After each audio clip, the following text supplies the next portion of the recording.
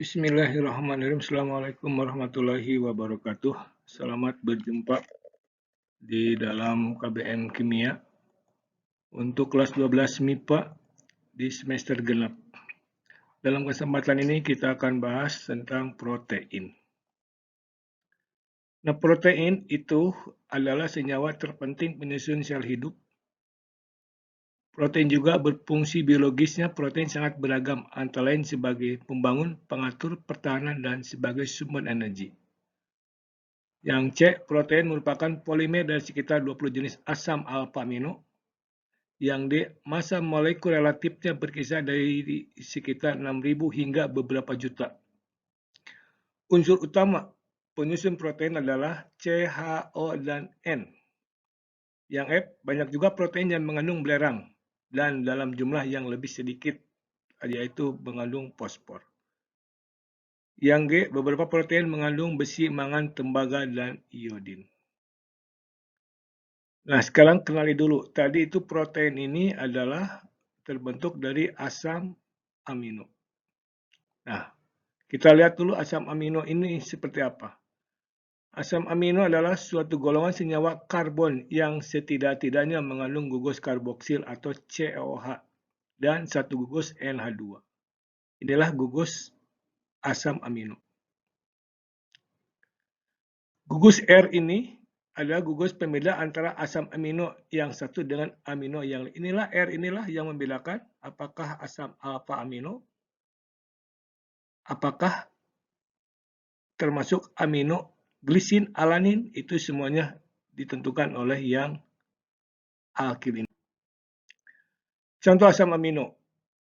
Kalau R-nya tadi yaitu berupa CH2 dan benzena ini, maka namanya adalah penilalanin.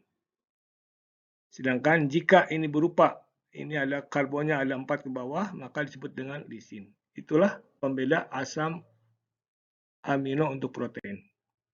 Berikutnya, keistimewaan dari asam amino tersebut itu bisa membentuk ion Zwitter. Apa itu ion Zwitter?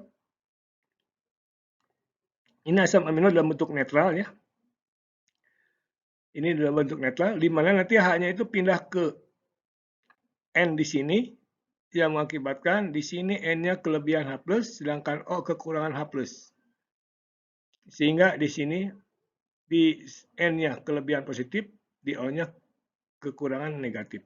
Makanya disebut dengan ion Zwitter, membentuk dua ion.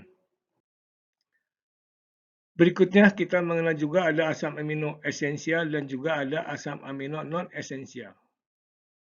Nah, asam amino yang terdapat disintesis dalam tubuh, ada juga asam amino seperti penilalanin, leucin, isoleucin, triptofan, lisin, arginin, dan histidin. Itu disebut juga esensial untuk bayi.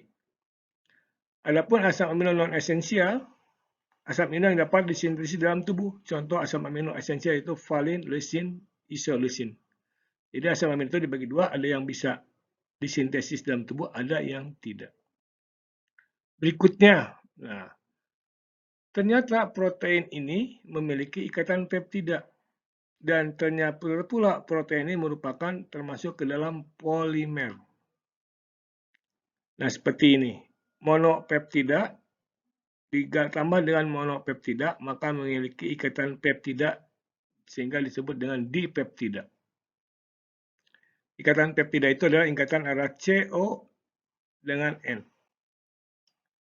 Nah, bagaimana struktur protein? Struktur protein dapat dibedakan ke dalam 4 tingkatan. Ada struktur primer, sekunder, tersier, dan kuaterner. Inilah struktur primer, urutan-urutan asam amino dalam rantai polipeptida yang menyusun protein.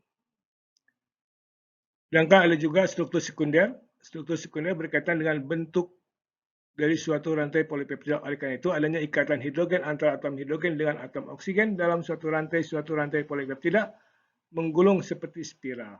Itulah struktur dari sekunder. Dan juga disebut dengan tersier. Struktur tersier protein merupakan bentuk 3 dimensi dari suatu protein. Bagaikan seutasmih yang diletakkan dalam cawan, suatu rantai polipeptida dapat melipat atau menggulung sehingga mempunyai bentuk 3 dimensi tertentu.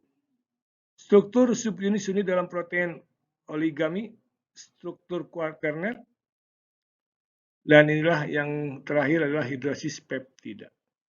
Jadi tadi itu protein ini tersusun dari ikatan-ikatan peptida. Nah, ikatan-ikatan peptida ini bisa dihidrolisis, bisa dipecahkan dengan air.